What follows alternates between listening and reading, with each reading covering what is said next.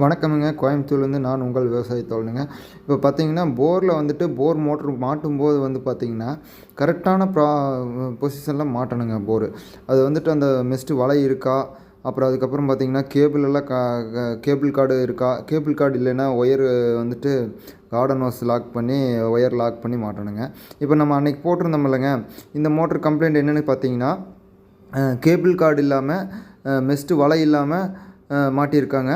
அது ஃபுல்லாக வந்துட்டு சேறு, அதுவும் வந்து மண் வந்து பார்த்திங்கன்னா போர் மண் வந்து உள்ளே லாக் ஆகி ஃபுல்லாக பம்பு ஃபுல்லாக ஜாம் ஆகி பம்பு பிடிச்சி ஓடி மோட்ரு வைண்டிங் போகிற அளவுக்கு ப்ராப்ளமுங்க. இப்போ பார்த்தீங்கன்னா, நம்ம அதை எடுத்து மோட்ரு வைண்டிங் எல்லாம் பண்ணிவிட்டு பக்காவாக ரீஒர்க் பண்ணி ரீசர்வீஸ் பண்ணி ஃபுல் சர்வீஸ் பண்ணி இப்போ கேபிள் கார்டு, அப்புறம் பார்த்திங்கன்னா கேபிள் கார்டுக்கு பதிலாக நம்ம கார்டன் ஹோஸ் போட்டிருக்கோங்க. பாருங்கள், கார்டன் ஹோஸ் போட்டு இந்த மாதிரி கட்டிடணும்.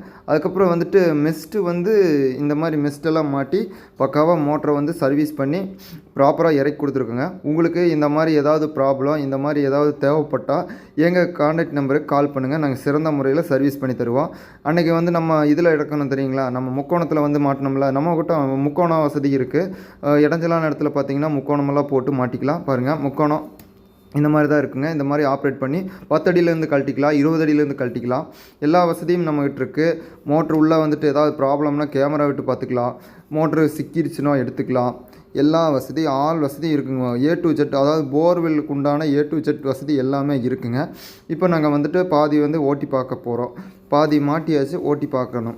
ஓட்டி பார்த்துட்டு தண்ணியெல்லாம் ப்ராப்பராக கரெக்டாக இருக்குது. பாருங்கள், சேறு எப்படி வருதுன்னு பாருங்கள். இந்த மாதிரி சேறு வரக்கூடிய போர்வெல்லில் வந்து பார்த்திங்கன்னா ஒரு 70 அடி 80 அடி கிளியரன்ஸ் கொடுத்து மாட்டணுங்க. கிளியரன்ஸ் கொடுத்து மாட்டாத பட்சத்தில் பார்த்திங்கன்னா போரில் வந்துட்டு மோட்ரு லாக் ஆகி ஃபுல்லாக மண் சேரெல்லாம் வந்து கலங்கிருங்க. ஃபுல்லாக ப்ராப்பராக வேலை முடிஞ்சாச்சுங்க.